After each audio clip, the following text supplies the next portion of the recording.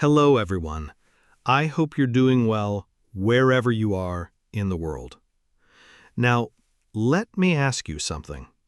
What if your body felt like a prison and you were the one who built it? What if every step felt heavy, not because of your legs, but because of your life? What if one decision, just one, could turn everything around? Today I'm going to tell you a true story. The story of a man who is tired of being sick, tired of feeling weak, tired of watching his life slip away. A man who looked in the mirror and said, "I can't live like this anymore." And guess what? He changed everything with nothing but vegetables, a juicer, and a decision. His name is Joe Cross. And this isn't just a story about losing weight. It's about taking control, about refusing to be the victim, about saying, "This is my life. I get to choose." And maybe you're not struggling with your health. Maybe you're struggling with something else. Fear of speaking English, shyness, lack of motivation. But guess what? Change doesn't need to be huge. It just needs to start. While you're listening to this story, you're doing more than just watching a video. You're training your ears, your vocabulary, your imagination, and most importantly, your mindset. Because if Joe Cross can rebuild his life, maybe you can rebuild your confidence. Maybe you can learn English not with stress, but with stories. So, are you ready? Let's begin. This is the story of Joe Cross, an Australian businessman who had built a wealthy life, fancy cars, fine restaurants, and no shortage of comfort. From the outside, he looked like a man who had it all. But on the inside, he was falling apart. How could someone so successful be silently dying? Joe spent years climbing the ladder of success. He ran a thriving business, traveled freely, and enjoyed the perks of modern luxury. Fast food was always within reach. Time was always short. Health? That could wait. But something was wrong, deeply wrong. His weight kept rising. His energy kept dropping. And the mirror, it showed a man he no longer recognized. 310 pounds. High blood pressure, chronic fatigue, and a cocktail of medications just to get through the day. He had money, but no health. He had comfort, but no peace. He had success, but no strength. What good is a luxury lifestyle if you don't have the health to enjoy it?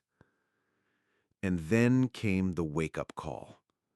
A voice from his doctor. If you don't make a drastic change now, your life may not be yours much longer. In that moment, Joe didn't just hear a warning. He heard a challenge, a line drawn in the sand. And he made a decision, a bold, almost unthinkable one, to stop eating food entirely, to drink only juice for 60 days, to hit the reset button on his entire life. He didn't check into a clinic. He didn't ask anyone to do it for him. He grabbed a camera and he hit the road. One man, one mission, one juice at a time. But what happened next, no one expected. Not even Joe. Joe didn't walk into a fancy weight loss clinic. He didn't hide behind excuses. He got in his car with a juicer in the backseat, a camera in his hand, and one goal in his mind: to reclaim his life.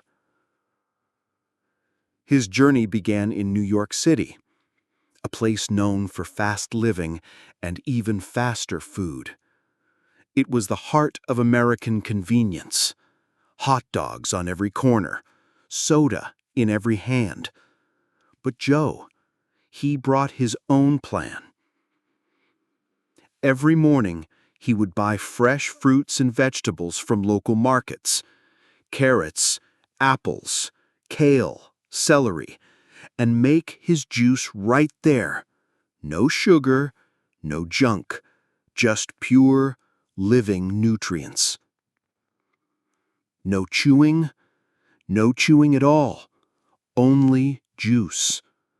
For 60 days. Can you imagine that?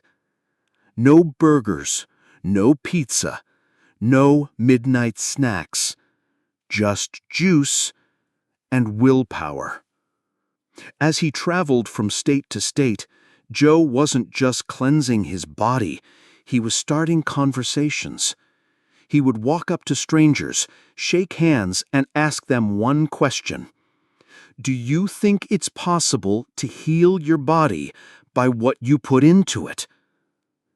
Some people smiled, some laughed, and many didn't believe him. Juice only? For how long?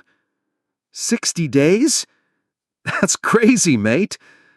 No way that works. Why didn't they believe him? Because they were stuck, just like he had been. Addicted to sugar, hooked on salt, trapped by processed food that felt good in the moment, but slowly stole their energy, their health, and their future. They couldn't imagine life without fast food because for many, food wasn't just fuel, it was comfort, escape, a drug. And when Joe showed up, overweight and sweating in the summer heat, carrying bags of kale and a juicer, he didn't look like a health guru. He looked like a man on the edge. But maybe that's why it mattered. Because he wasn't preaching, he was doing. He was living the transformation. And every day he felt a little lighter. Not just in weight, but in hope, in belief. He was no longer just fighting fat. He was fighting doubt. His own and everyone else's. The road was long, and it wasn't paved with ease or applause. At first, Joe felt motivated, excited even. Each green juice was a step toward freedom. Each day without processed food felt like a small victory. But then, reality set in. By day 5, the cravings kicked in, hard. The scent of fried chicken from roadside diners, the glowing signs of fast food chains he used to love, the whispering voice in his head that said, "Just one bite won't hurt. You've earned it." But that's the thing about change. It doesn't come without a fight. Joe began to feel the weight of silence. No shared meals with friends, no chewing, no crunch, just liquid, just solitude. Alone in his car, parked in rest areas or motel lots, he juiced his vegetables like a scientist mixing potions. He watched as kale, beets, ginger, and apples turned into thick green rivers of hope. But sometimes, hope didn't taste that good. He grew tired. His body ached. He questioned himself constantly. Can I really do this for 60 days? What if I fail? What if everyone was right? But deep inside, another voice was growing louder. A voice that whispered, "You've done easy. Now do something that matters." Each time he felt weak, he reminded himself of the man he used to be, bloated, breathless, buried in medication. He had come too far to go back now. And then there was the loneliness.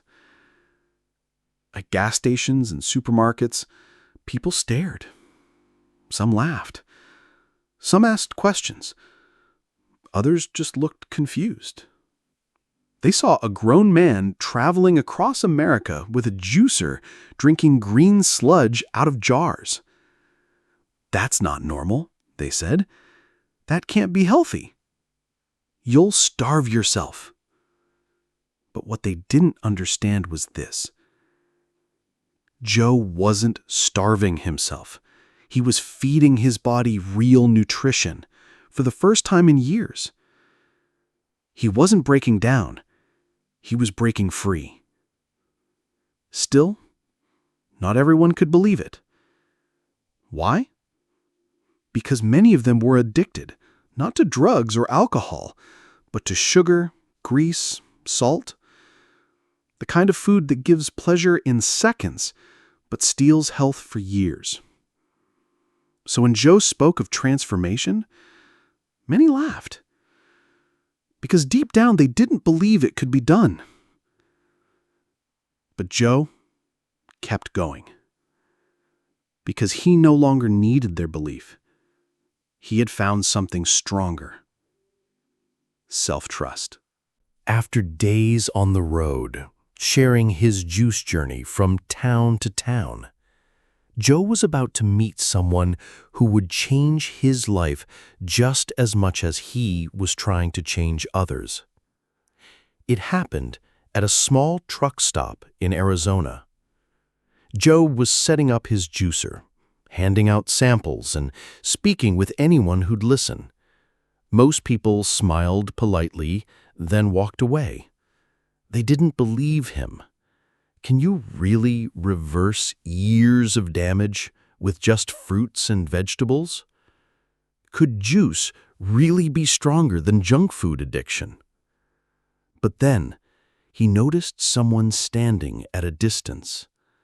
A massive figure. A man who looked tired, not just physically, but in his soul. He was a big bear of a man. Phil Staples, a truck driver from Iowa, weighing over 400 pounds. He carried his weight like a burden. His back screamed with every step. His knees constantly ached. His legs throbbed under the pressure of a body that had simply grown too heavy. Even walking the short distance from his truck to the diner was a struggle, a painful, humiliating task. Phil lived his days sitting behind a wheel, eating greasy meals at roadside diners, and sleeping in his truck. He couldn't play with his kids. He was ashamed to be seen by them. He was only about 40 years old. But doctors had warned him plainly, keep living like this and you won't make it much longer.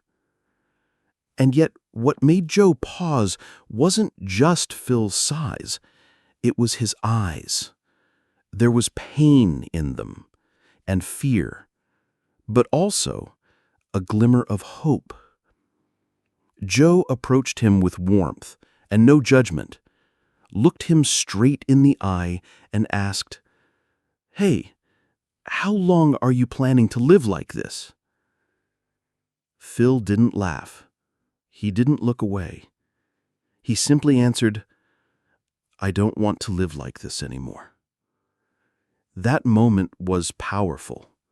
Joe saw himself, not just the body, but the battle, the hopelessness, the silent prayers for change. And he knew Phil wasn't just another man. He was his mission. So he didn't just hand him a flyer or give him a pep talk. He gave him his number. "When you're ready, call me. I'll help you every step of the way." Weeks passed. No call. Months passed. Joe had returned home, lighter, stronger, clearer. His documentary, Fat, Sick, and Nearly Dead, was out. People were watching. Lives were changing. But one day, his phone rang, and it was Phil. Phil Staples, that truck driver from Iowa who had once looked Joe in the eyes and said, "I want to change, but I don't believe I can." But now, his voice was different, stronger, brighter, hopeful. "Joe," he said, "I did it." Joe couldn't believe what he was hearing. They met again.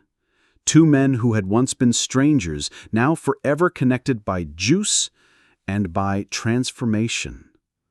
Phil had lost over 200 pounds. Joe, around 100 pounds lighter. But numbers weren't the most powerful part. It was their energy, their presence, their belief. They laughed like brothers, hugged like old friends, and in that moment, something became clear. This journey wasn't about kale or carrots. It was about courage. They stood side by side, two living examples of what's possible when you stop making excuses and start believing in something better. And that, my friend, is where the real story begins. Joe's journey wasn't just about juice. It was about belief, about taking control, about realizing that no matter how far you've gone in the wrong direction, you can still turn around. And during that journey, he met Phil, a truck driver who was just like the old Joe, overweight, unhealthy, and hopeless. But Phil saw something in Joe that no one had shown him before, a living example of change. They talked, they juiced together, and slowly, Phil started believing that maybe, just maybe, he could do it too. And guess what? He did. Phil transformed his life. Not just his body, his mindset, his energy, his confidence. And now let me ask you something. What about you? Are you still carrying beliefs that are holding you back? Because just like Joe's body was once weighed down by junk food, many of us carry mental weight. Limiting beliefs, fear of making mistakes, thoughts like, "I'll never be good at English. I'm too old to learn. I don't have time." But here's the truth. You can start juicing your mind. Right now. One new word a day. One new sentence. One new step forward. Every time you watch a video like this, you're not just learning English. You're proving to yourself that you can change. You can grow. You can believe. So now let me ask you one final question. What's your juice? What's that one small decision you'll make today that your future self will thank you for? Because change doesn't start with a perfect plan. It starts with a single step and a belief that you are worth it. And remember this. Change begins the moment you believe it's possible.